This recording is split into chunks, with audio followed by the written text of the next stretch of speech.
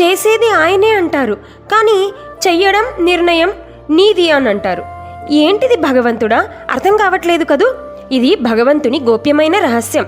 భగవంతుడు శక్తి, మనం దానికి దారము. చర్యలు ఆయనే చేస్తాడు, కానీ ఆ శక్తిని ఛానల్ చేసే నిర్ణయం మనదే అంటాడు. నీలో ఉన్న స్వేచ్ఛ, అది నీ పరీక్ష. నీ నిర్ణయం, అది నీ యాత్ర.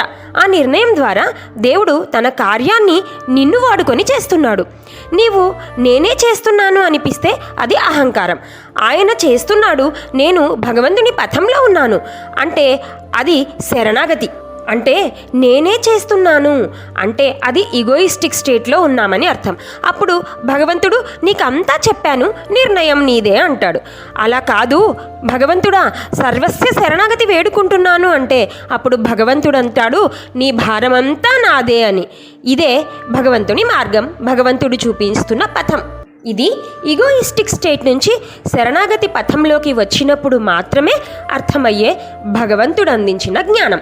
ఇప్పుడు మనం తీసుకుంటున్న ఒక నిర్ణయం, అది భగవంతుని కార్యానికి మార్గమా లేక మమకారానికి బానిసా?